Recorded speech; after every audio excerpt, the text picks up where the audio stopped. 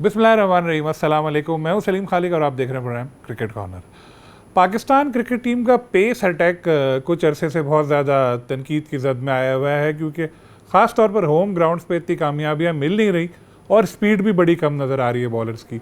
अगर स्टैट्स उठा के देखें जो हर टेस्ट मैच में दिखाए जाते हैं, तो हम लोग बहुत ही पीछे नज़र आते हैं। हालांकि एक ज़माना था कि जब हमारे पेसर्स ने अपनी दुनिया भर में अपना एक नाम बनाया हुआ था, सब डरते थे हमारे बॉलर से, लेकिन अब बिल्कुल उलट हो चुका है मामला।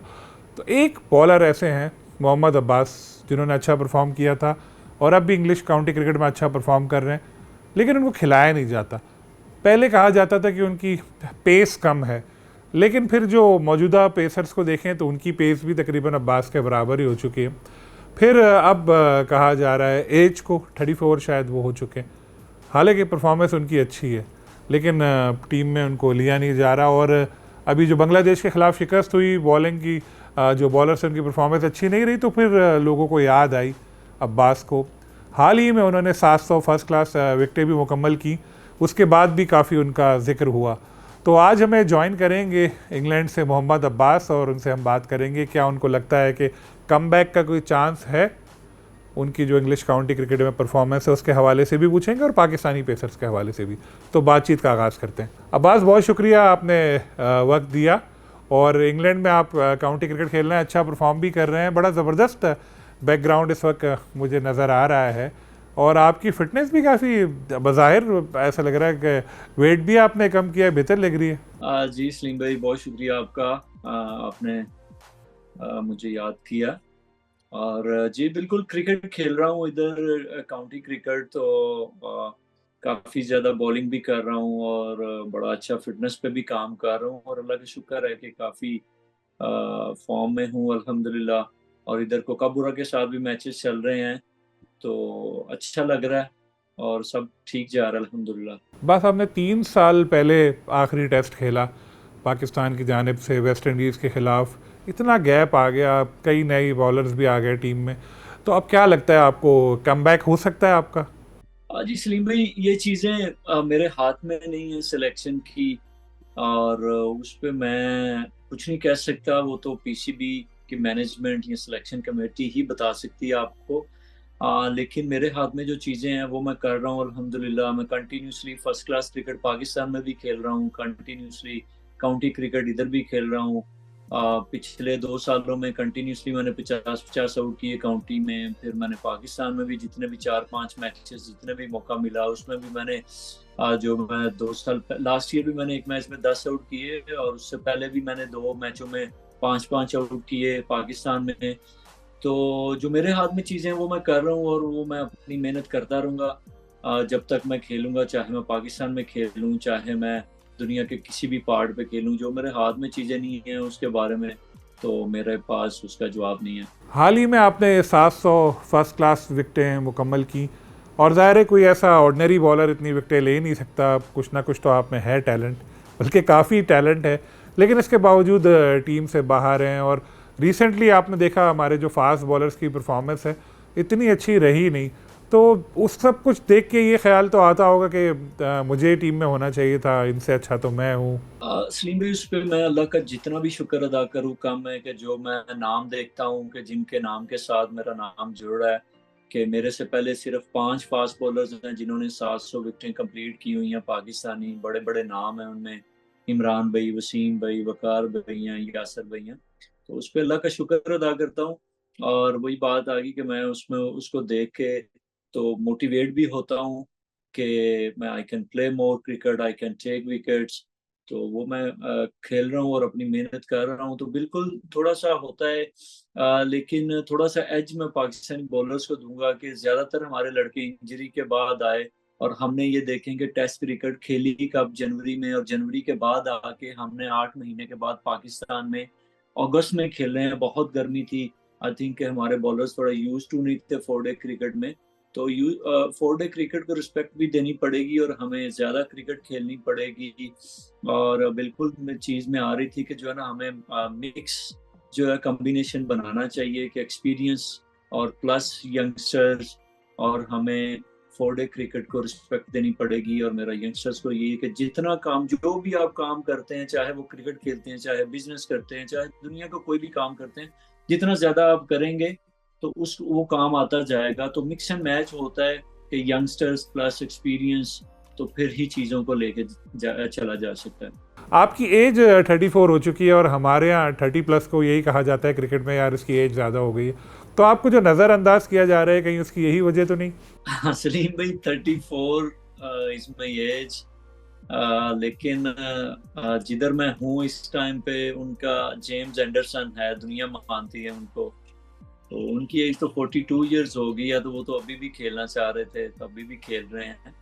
तो जब तक फिटनेस है आपको खेलनी चाहिए कोई भी सपोर्ट।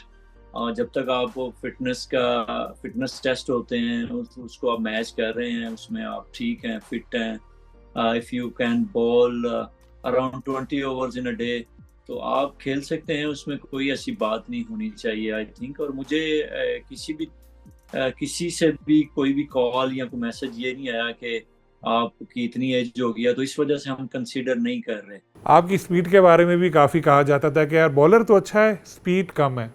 लेकिन अब तो सारे जो हमारे पेसर्स हैं जो खेल रहे हैं आजकल, उन सब की स्पीड भी लगभग आपके जैसी हो गई है।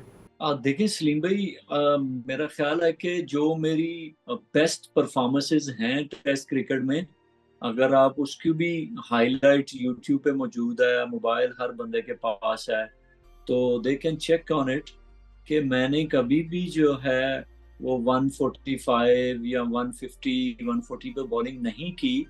अब मैं 130 के अराउंड में ही बॉलिंग करता था।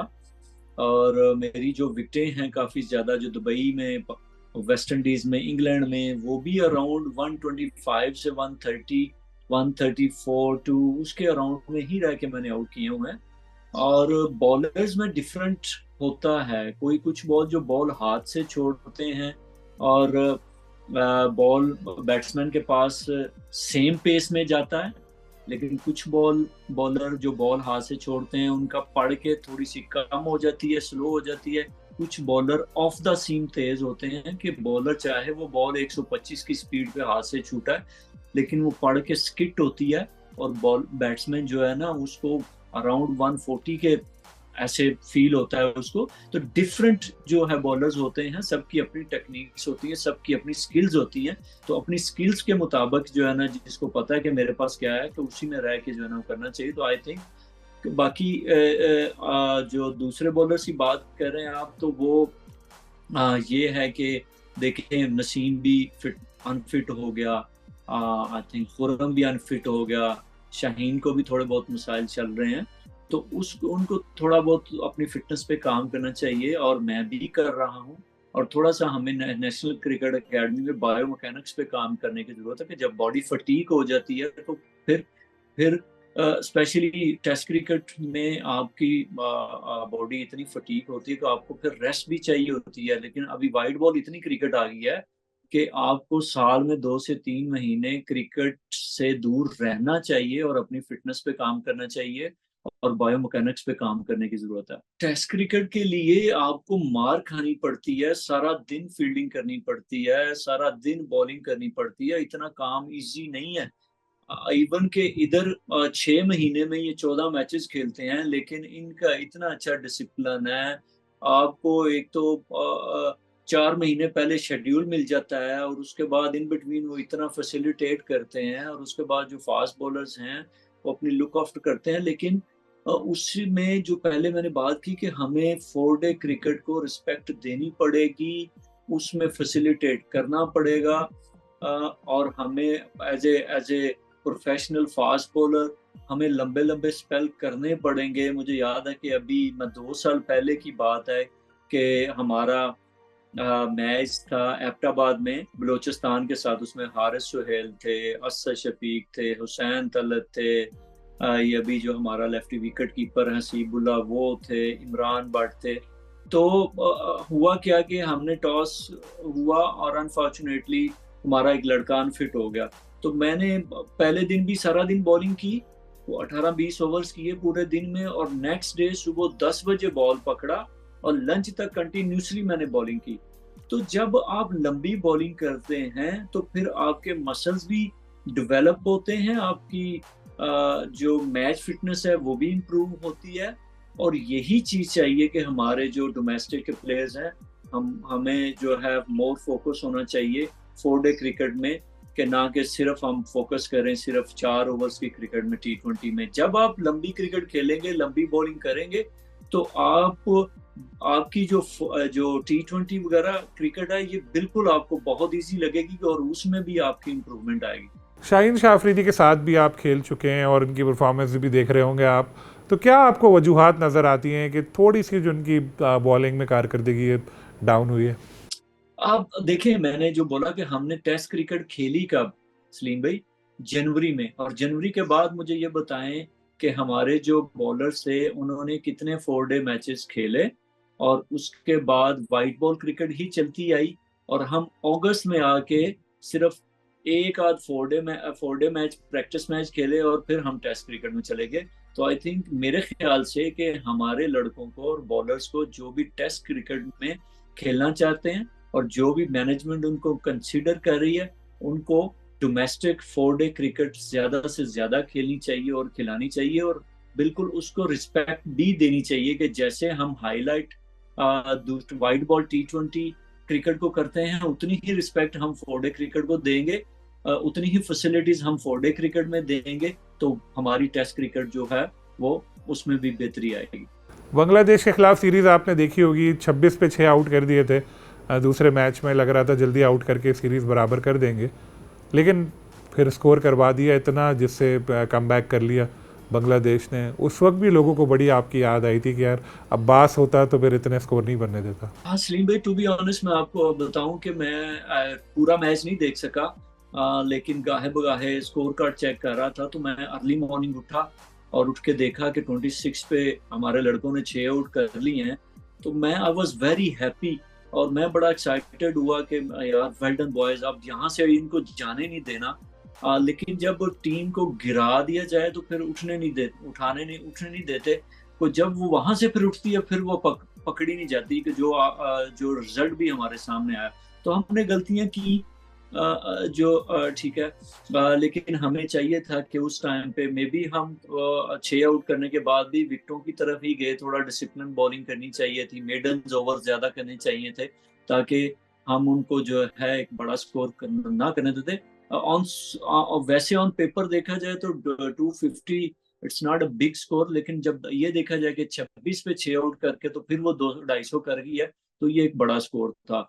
तो फैंस और लोगों का शुक्रिया अभी भी याद रखते हैं, ठीक है, लेकिन मेरे हाथ में जो चीज़ें हैं वो मैं मेहनत कर रहा हूँ कि अगर पीसीबी और मैनेजमेंट अगर मुझे बुलाएगी पाकिस्तान के लिए, मेरे कंट्री के लिए, तो आई एम अवेलेबल।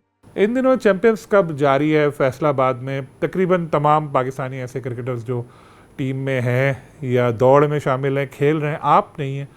और मुझे याद पड़ता है एक स्टेटमेंट मैंने पढ़ा था, पीसीबी का था या किसी का, कि आपने खुद इनकार किया है, अदम दस्तयाबी जाहिर की है चैंपियंस कप के लिए। क्या दुरुस्त है? जी सलीम भाई, मेरी कमिटमेंट थी काउंटी में, और एंड ऑफ सितंबर तक सीजन चलता है, तो हमारे मैचेस चल रहे थे, और मुझे सिर्फ जो है सियालकोट रीजन के ट्रेनर की कॉल आई थी कि आप आएँ, और 3 सितंबर लास्ट डेट है, आके तो आपका जो है ना फिटनेस टेस्ट होगा, और उसके बाद आप पार्टिसिपेट कर सकते हैं 150 प्लेयर्स में और वनडे कप में।